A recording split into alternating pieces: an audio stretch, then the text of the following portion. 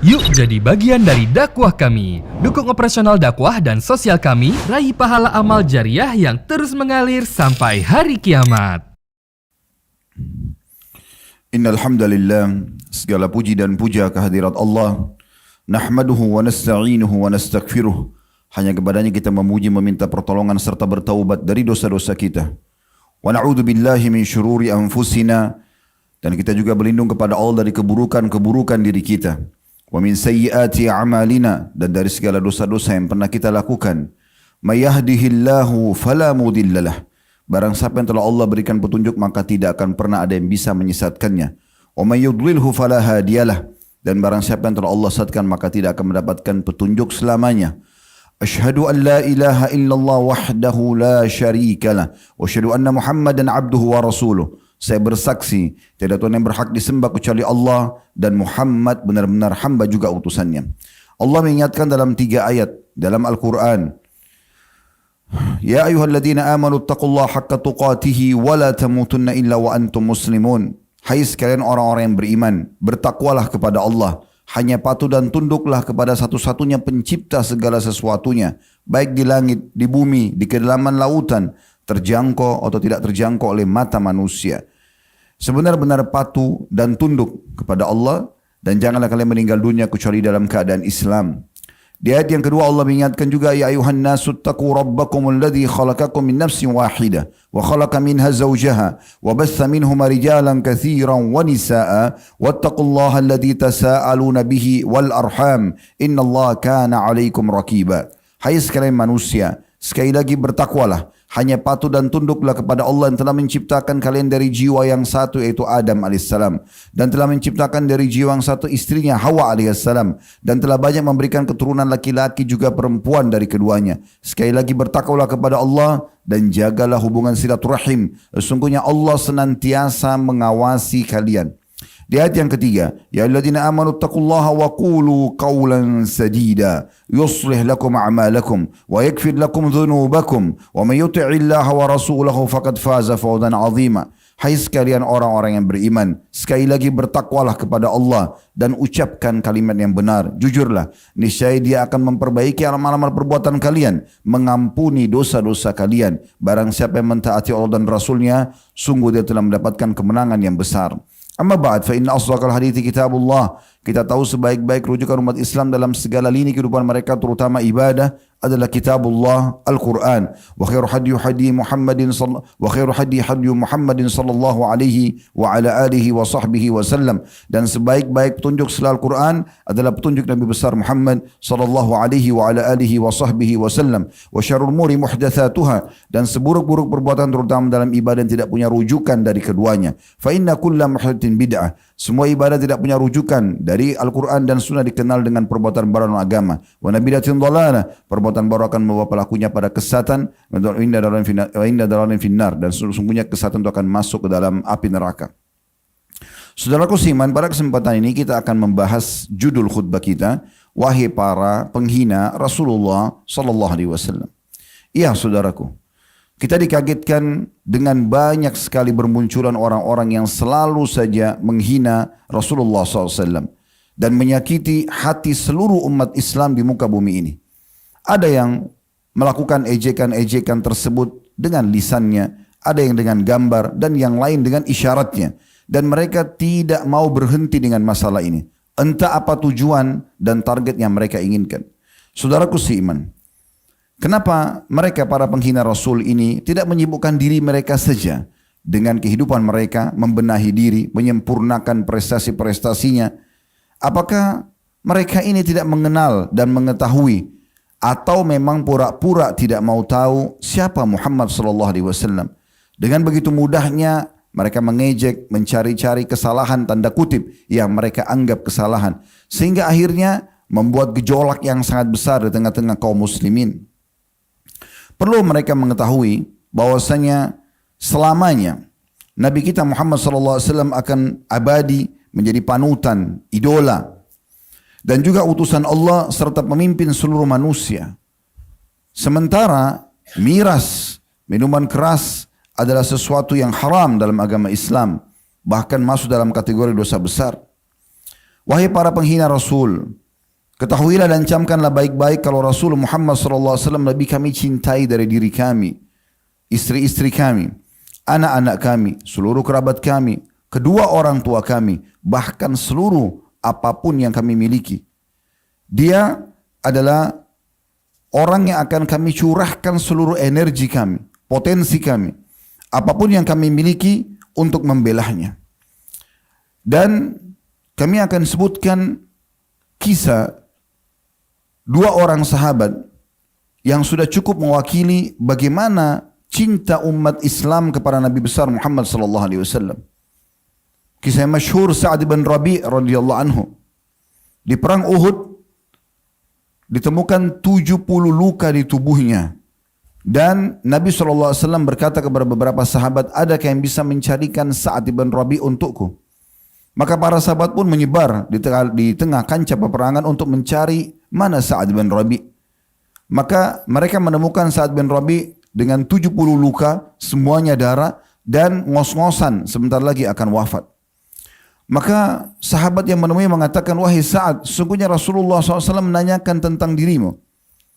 Maka dalam kondisi dia sedang sakarat, dia masih mengatakan, sampaikan salamku kepada Rasulullah SAW dan sampaikan kepadanya, semoga Allah membalas dia dengan sebaik-baik balasan kepada Nabi yang menyampaikan risalah kepada umatnya. Serta pesankan kepada seluruh keluargaku dan kaumku, tidak ada uzur bagi mereka untuk meninggalkan Rasulullah SAW. Lalu saat pun wafat.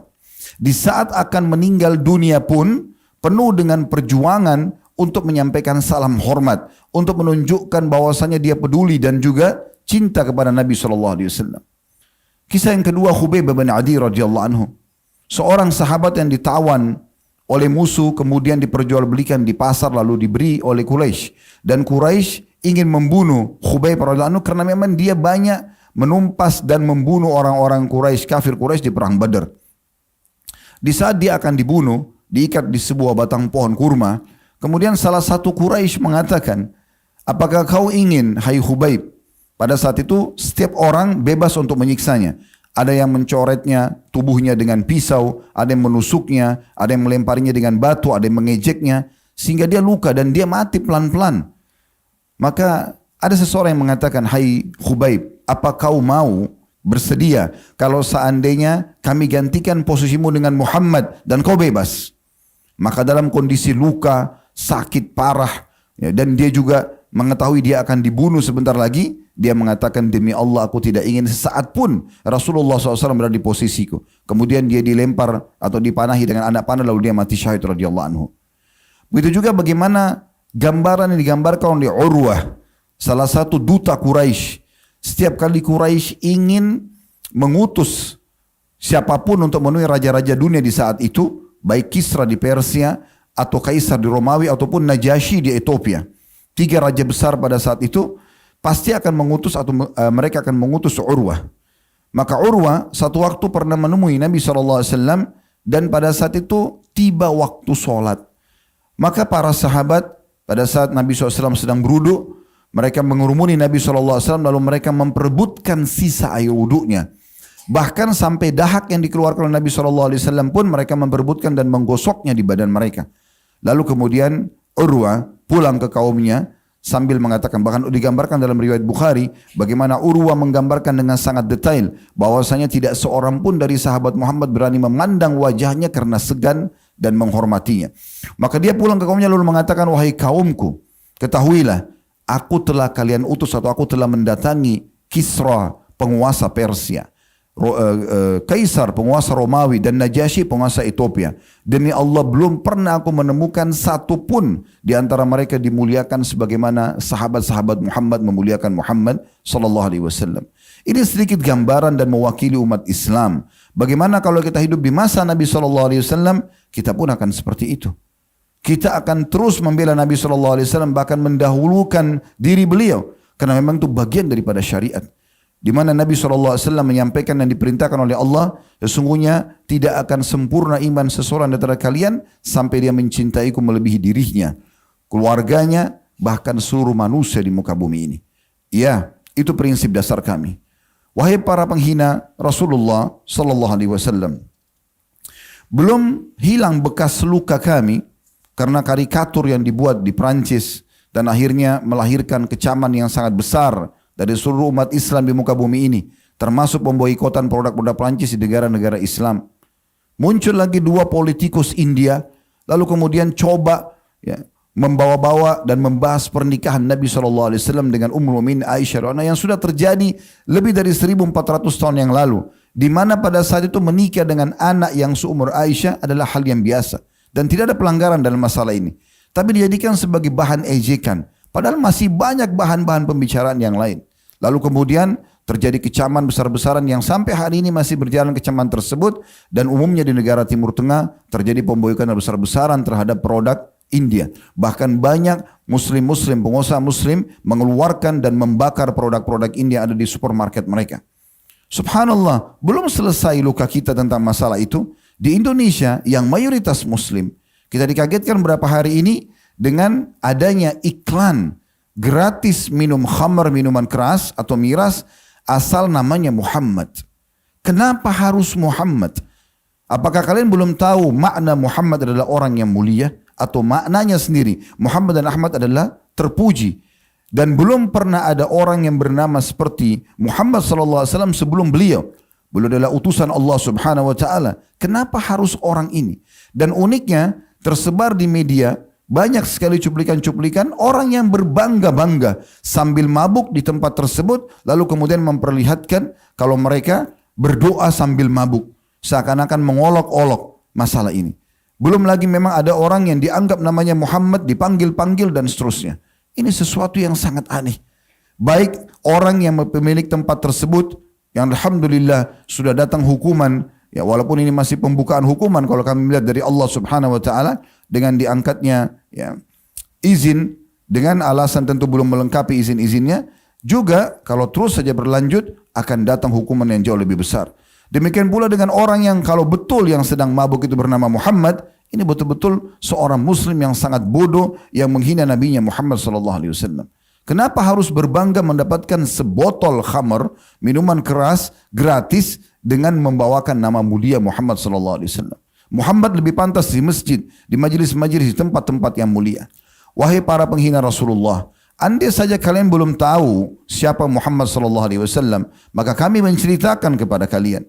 Dia adalah utusan Allah Subhanahu wa taala, pencipta alam semesta ini. Dari populasi 7,5 miliar manusia di muka bumi ini, ada 6 miliar orang-orang yang meyakini tentang Allah. Ada orang Islam, ada Yahudi dan Nasrani, terlepas daripada keyakinan mereka yang lainnya, tapi mereka meyakini ada Tuhan Allah. Mayoritas manusia meyakini Allah Subhanahu wa taala. Yang sisanya meyakini patung dan seterusnya, atau orang-orang ateis yang tidak meyakini ada Tuhan. Jadi mayoritas orang meyakini tentang adanya Tuhan Allah. Dan Allah mengutus Nabi Muhammad SAW kepada seluruh manusia. Bagaimana Allah menggambarkan dalam Al-Quran tentang masalah ini. A'udzu billahi minasyaitonir rajim, dalam surah Al-Fatih surah nomor 48 ayat 29, Muhammadur Rasulullah. Muhammad adalah utusan Allah.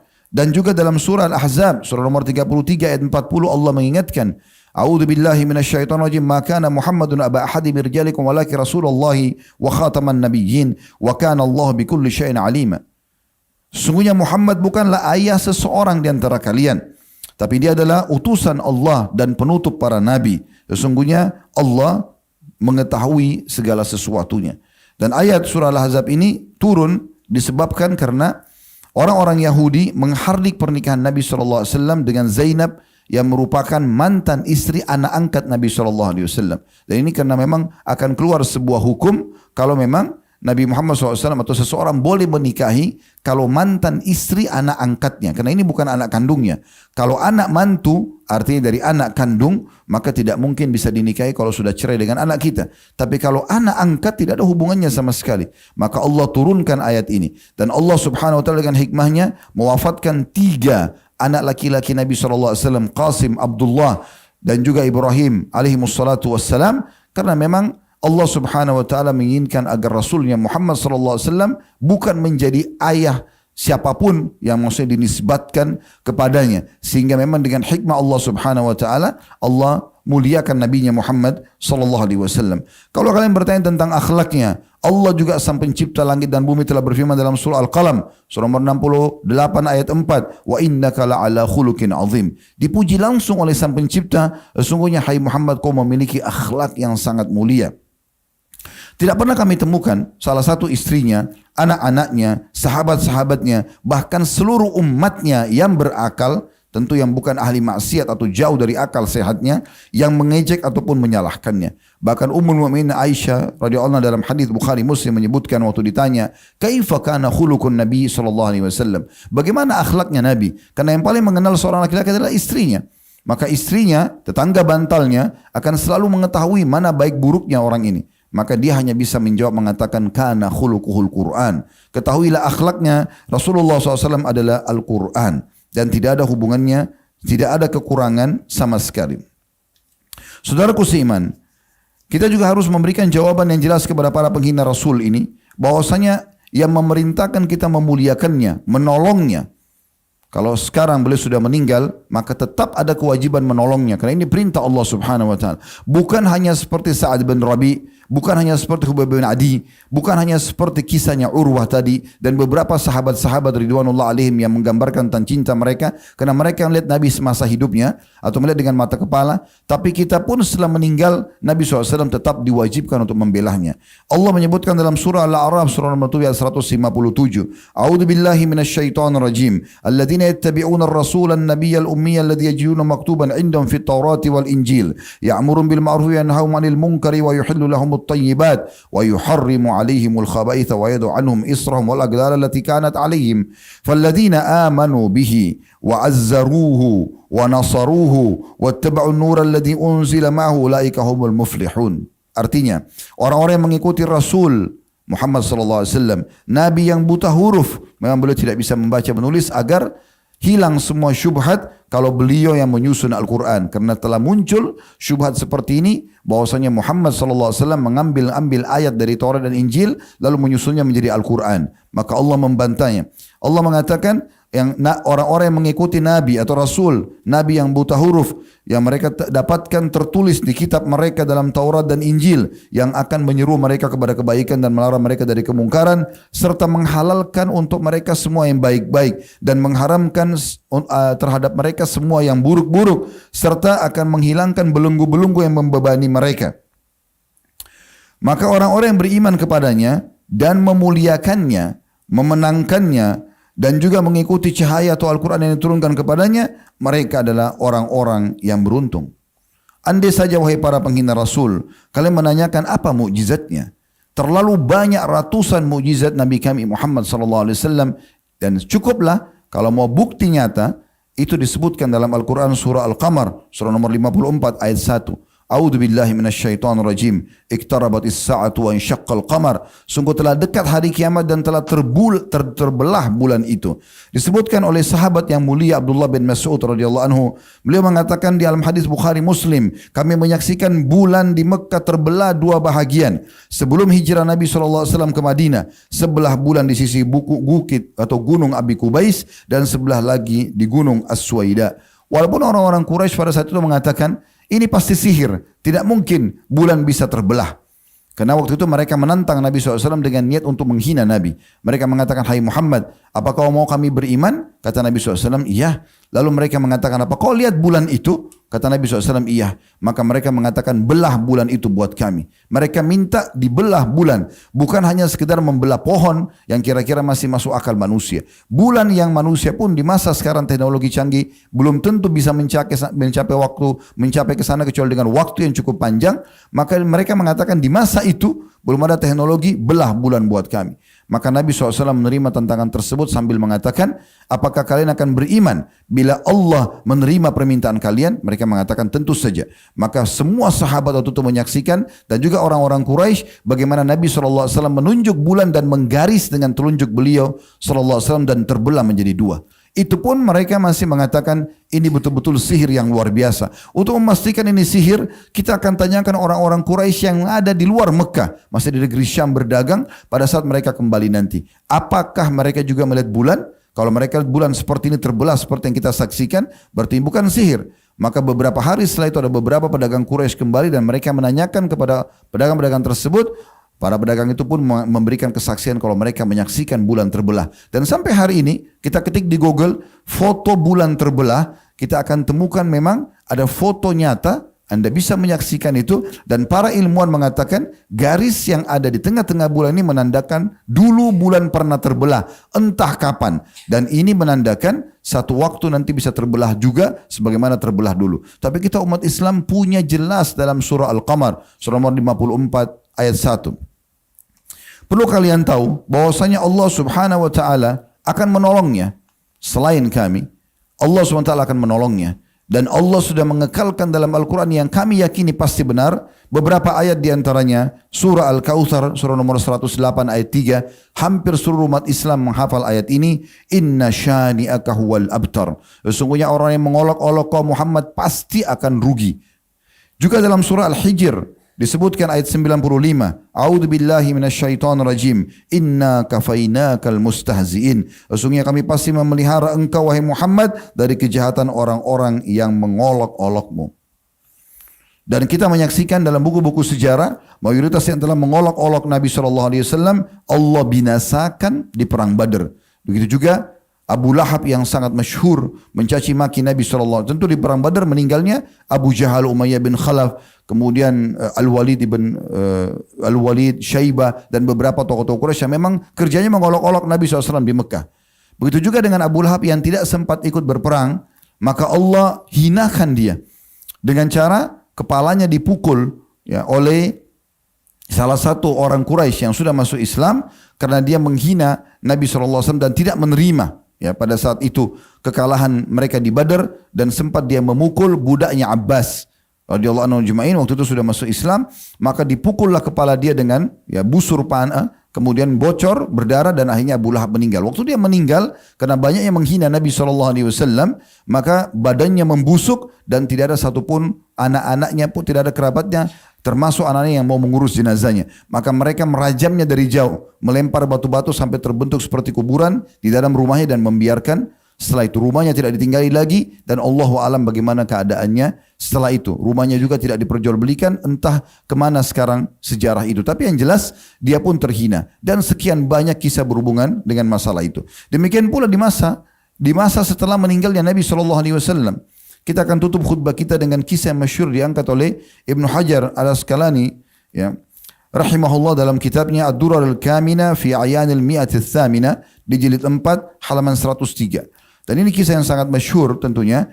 Ada seorang tokoh Mongolia masuk agama Nasrani. Maka dia pun mengundang tokoh-tokoh orang-orang Nasrani dan juga pembesar-pembesar Mongolia pada saat itu. Lalu ada seorang pendeta dengan beraninya, dia di pembukaan ceramahnya atau pidatonya, dia menghina-hina Nabi SAW.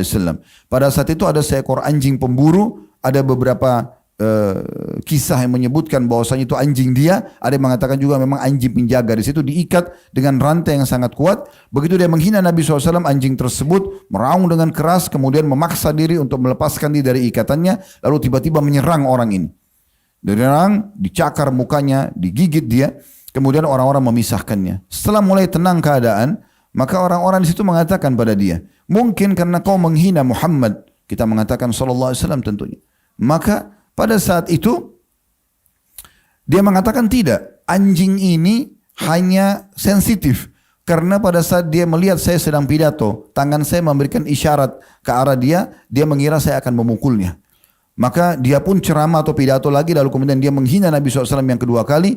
Anjing yang diikat dengan rantai tersebut kembali marah, ya, kemudian lepas dari rantainya lalu menyerang orang ini, lalu menggigitnya dari lehernya sampai sobek di bagian dadanya, sehingga pun dia meninggal seketika. Karena kejadian ini ada 40.000 dari tokoh-tokoh ya, orang-orang Mongolia yang masuk ke dalam agama Islam. Subhanallah, Allah menunjukkan kemahabesarannya. Dan begitu pula dengan kejadian-kejadian yang terjadi sekarang, begitu banyak umat Islam yang terus akan membela Nabi SAW, dan juga ada hikmah-hikmah yang terjadi, orang akan lebih banyak mempelajari Islam itu sendiri. Aku qouli hadza, saya sudah mengucapkan perkataan saya ini, wa astaghfirullah li wa lakum, dan istighfar, saya beristighfar kepada Allah, mengajak jemaah istighfar kepada Allah, fastaghfiruhu innahu wal ghafurur rahim, beristighfarlah sungguh dia Maha Pengampun juga Maha Pengasih. Alhamdulillah wassalatu wassalamu ala Rasulillah. Segala puji dan puja kehadirat Allah Subhanahu wa taala, juga salawat dan taslim kepada Nabi besar Muhammad sallallahu alaihi wa ala alihi wa sahbihi wasallam. Kesimpulan khutbah kita saudaraku seiman, bahwasanya kita sebagai umat Islam harus punya kewajiban atau menyadari punya kewajiban untuk membela Nabi sallallahu alaihi wasallam. Di masa hidup beliau, kalau kita masih hidup kita akan membela sampai kita wafat pun. Begitu juga dengan pada saat beliau sudah meninggal dunia. Bahkan ayat Al-Quran yang berbunyi a'udzubillahi minasyaitonir rajim, la tarfa'u aswatakum fawqa sautin nabi, hai ayyuhalladzina amanu la tarfa'u aswatakum fawqa sautin nabi, hai orang beriman jangan kalian mengangkat suara kalian di atas suara Rasul, di atas suara Nabi. Kata para ulama tafsir, di masa hidup beliau saja kalau kita angkakan intonasi suara Nabi itu 6 misalnya, maka seluruh orang beriman tidak boleh lebih dari 6 itu. Harus lebih rendah dari suara Nabi SAW. Dan ulama tafsir mengangkat ayat ini masih berlaku setelah meninggal Nabi SAW. Maka dianjurkan pada saat masuk ke masjid Nabi SAW, ziarah kuburnya, itu tidak mengangkat suaranya. Jadi dengan santun dan sopan. Bahkan Imam Malik rahimahullah kalau ingin menyampaikan hadis-hadis Nabi SAW, beliau mandi dengan bersih, memakai baju terbaiknya, kemudian beliau memakai parfum terbaik, lalu beliau menyampaikan sabda Nabi SAW. Begitulah umat Islam memuliakan Nabinya Muhammad SAW. Ingkari kemungkaran ini saudaraku seiman, walaupun hanya dengan hati kita. Atau mungkin penyampaian seperti ini yang mungkin yang kita mampu lakukan. Tapi kalau anda tidak memungkiri masalah ini, maka berbahaya sekali. Ingat, fatwa para ulama sangat tegas dari 4 madhab. Bahwasanya para penghina-penghina Rasulullah SAW itu, kalau ada hukum yang dipegang oleh pemerintah muslim, maka semuanya dihukum mati. Baik mereka sengaja atau tidak sengaja.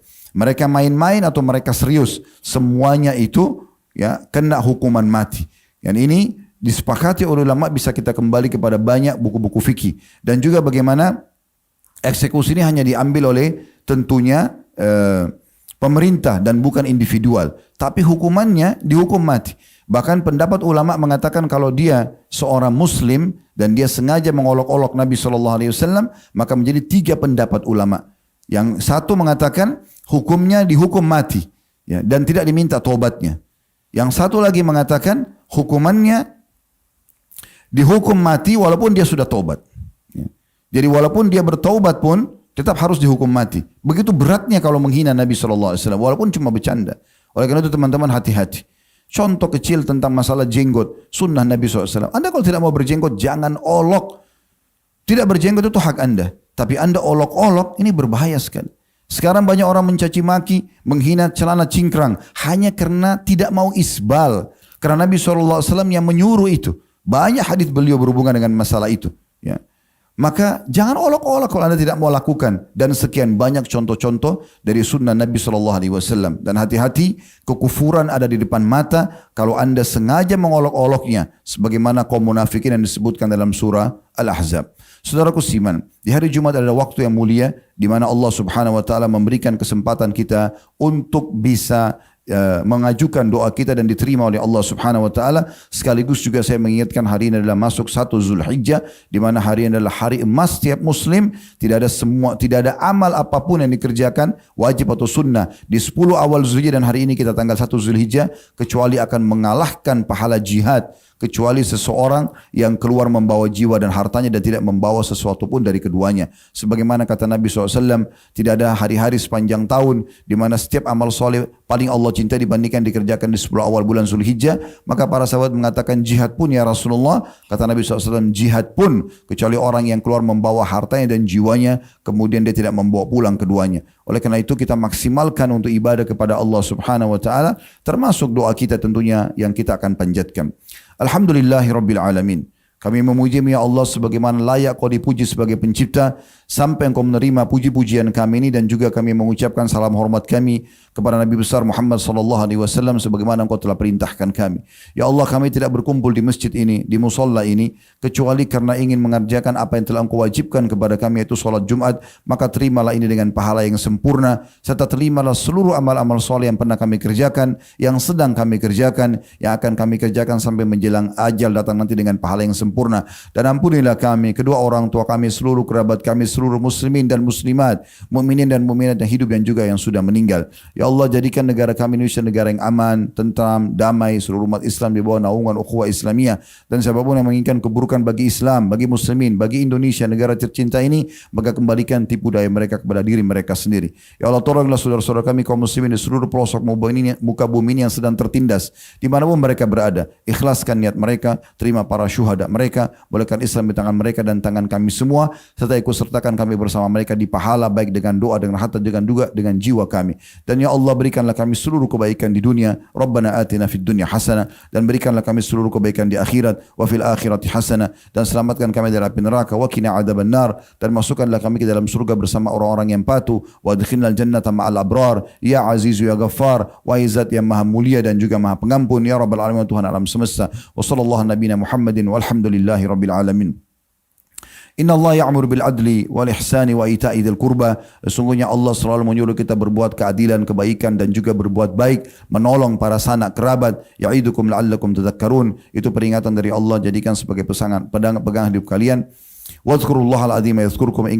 Ingat kepada Allah, Allah akan ingat kepada kalian. Washkuru ni'ma yazidkum. Syukuri nikmatnya, dia pasti akan tambah. Wala dzikrullahi akbar. Mengingat Allah adalah amal yang paling besar. Wa aqimis salat, dan dirikanlah salat.